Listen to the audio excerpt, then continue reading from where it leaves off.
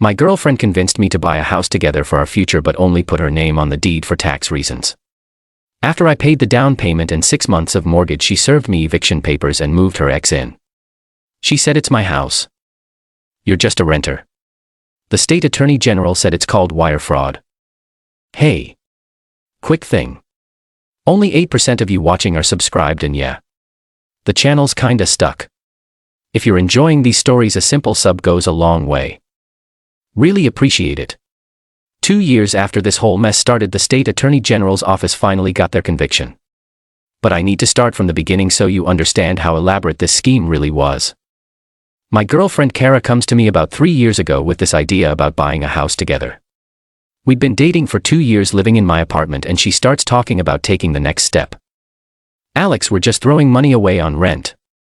She says one night while we're watching TV we should buy a place together, build equity, makes sense. I'm 28, work in software development, make decent money. She's 26, works in marketing, makes okay money but has student loans eating up most of her income. I've been looking at houses online. Kara continues. There's this perfect place in Riverside Heights. 3-bedroom, 2-bath, nice neighborhood. We could get it for $2.50. That's a lot of money, Kara. I've got about $40,000 saved up, but the mortgage payments would be tight even with both our incomes. That's the thing. I've been talking to my dad about it. He's an accountant and he says there are tax advantages if the house is in one name instead of both. What kind of tax advantages? Something about first-time home buyer credits and deductions. Plus, if it's in my name, I can use my student loan status for better rates. This should have been red flag number 1, but I trusted her. So you want the house in your name only? Just for the paperwork and tax stuff, but it's our house, Alex. We're building this together. We'll do a written agreement so you're protected. What kind of written agreement? Like a partnership agreement. You'll own half the equity. We'll split everything 50-50. My dad can drop the paperwork. That sounded reasonable. Get the tax benefits, protect both our interests legally. How would the payments work? We split everything 50-50 just like we do now with rent and utilities. I handle the paperwork since it's in my name, you transfer me your half every month. What about the down payment? Well, that's where I need your help. I don't have 20% saved up, but between your $40,000 and my $10,000 we can cover it. You have $10,000 saved? Yeah. I've been saving separately from my checking account. It's in a CD that matures next month. Turned out later this was lie number 1. She had maybe $2,000 in savings. The house hunt. We spent the next month looking at houses. Kara was picky about everything. Location, layout, yard size, kitchen, appliances, acting like someone who was going to be making mortgage payments for 30 years. Finally found a place she loved. Nice 3-bedroom in a good neighborhood, listed at $2.40. Kara negotiated them down to $2.35. This is perfect, Alex. Our first home together. Dad's already working on the partnership agreement. I should have insisted on seeing that agreement before closing, but I trusted her. The mortgage process was weird. Since the loan was in Kara's name only, I couldn't attend most of the meetings with the lender. She'd come home and tell me what they discussed. The loan officer says we're approved for $2.50 at 4.5%. We just need to bring $47,000 to closing for the down payment and fees. 47. I thought you said 40 plus your 10. There are some extra closing costs, but don't worry, we'll adjust everything in the partnership agreement. The day before closing, Kara says her dad needs more time to finalize the partnership paperwork. It's just a few more days, she explains. We can sign it after we get the keys. Red flag number 2, promising legal protections after I'd already paid the money. I wrote the check anyway. $47,000 out of my savings account made out to Kara so she could handle the closing. I'll have Dad email you the partnership agreement draft tomorrow, she said when I handed her the check. The email never came. Moving in and the lies begin. Closing went smooth according to Kara. I wasn't involved since I wasn't on the loan, but she came home with keys and a big smile.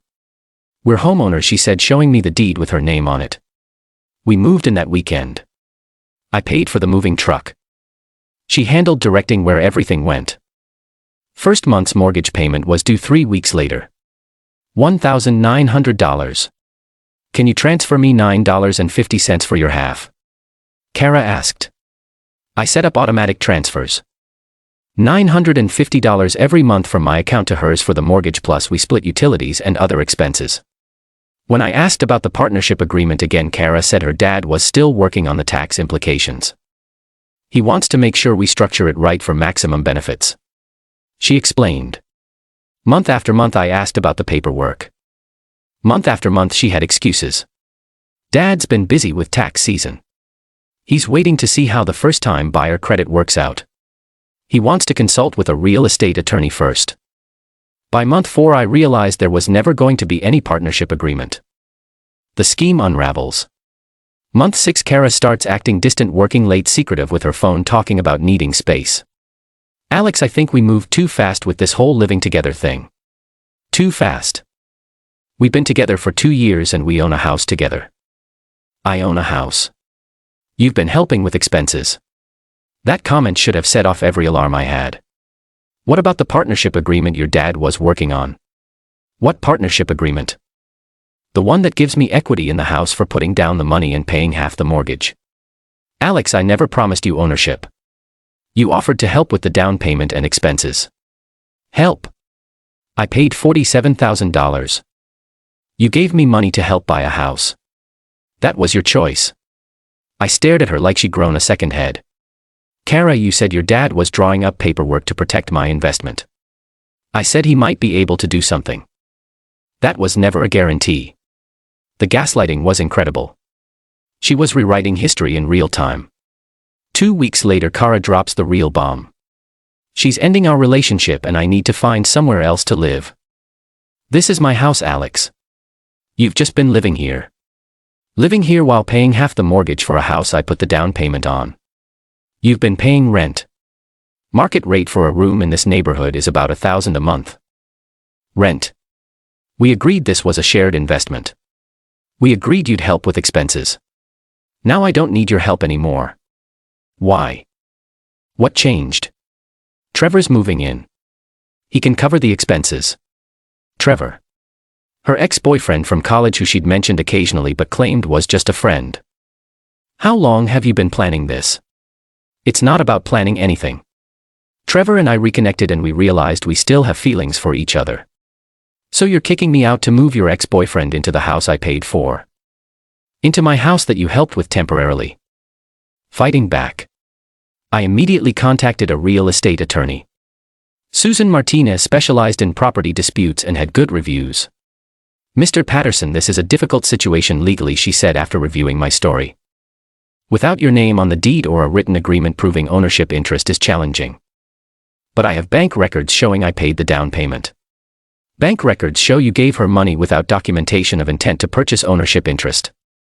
Courts often view this as a gift between romantic partners. She specifically said we were buying it together and that her father would create legal protections for me. Do you have any of these conversations documented? Emails, texts, witnesses, some texts about the house purchase, but most conversations were verbal. What about this partnership agreement she promised? She kept saying her dad was working on it but nothing was ever produced. That could be significant. If she made specific promises about legal protections to induce you to pay money, that could be fraud. Susan referred me to a criminal defense attorney who also handled white-collar crime cases. Mark Chen reviewed the situation. Mr. Patterson, if Ms. Rodriguez made material misrepresentations to induce you to pay the down payment with no intention of following through on promised legal protections, that could be wire fraud. Wire fraud. Electronic transfer of funds based on fraudulent misrepresentations. It's a felony if the amount exceeds certain thresholds. What kind of evidence would we need? Documentation of her promises, evidence that she never intended to honor them, and proof that you relied on those promises when transferring the money. How do we prove she never intended to honor them? Timeline, evidence, witness testimony, electronic communications. If she was already planning to move Trevor in while promising you partnership rights, that shows intent to defraud. Mark helped me file a complaint with the State Attorney General's office, which handles consumer fraud cases. They were more interested than I expected. Real estate fraud cases are a priority for our office, explained Detective Sarah Kim from the AG's investigation unit.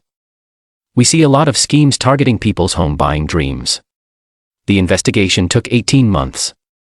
Detectives interviewed witnesses, subpoenaed electronic records, and traced financial transactions. What they found was disturbing.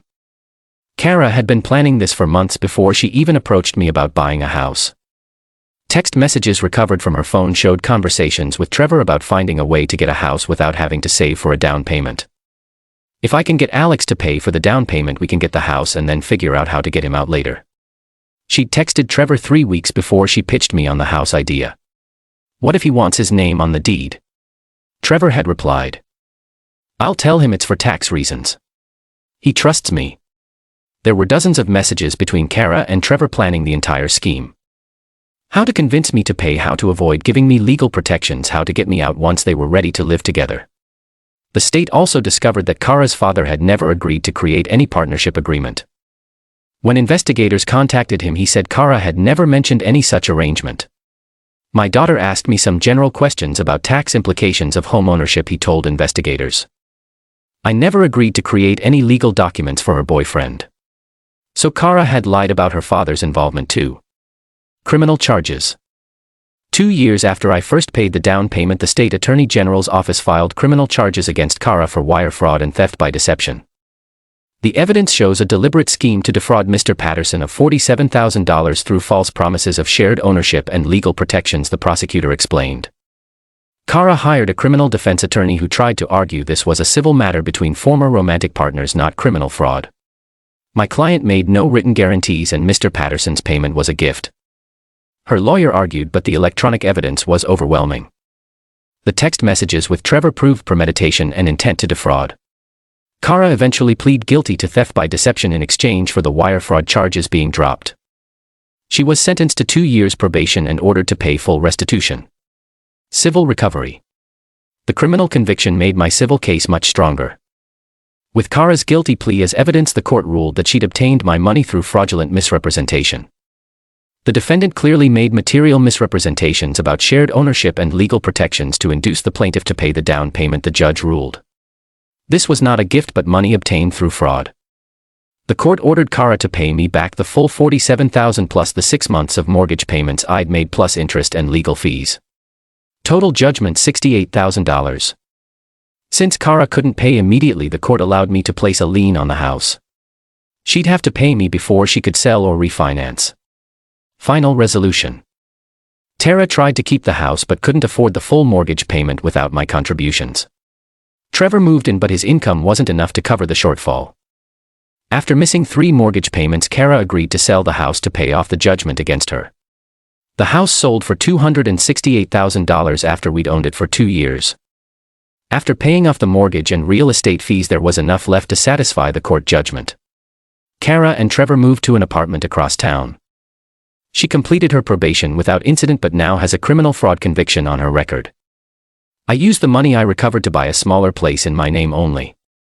No joint purchases, no trust exercises, no helping anyone else with down payments. Lessons learned. Never give someone tens of thousands of dollars based on verbal promises about future legal protections. Always get agreements in writing before transferring money, especially in real estate transactions. And most importantly, when someone asks you to trust them with your life savings while refusing to put anything in writing, that's not love. That's a con game. Kara thought she was smart enough to manipulate me and steal my money legally. She was wrong about the legally part. The State Attorney General's office takes consumer fraud seriously, especially when there's electronic evidence of premeditation. Sometimes justice takes 2 years, but it's worth the wait.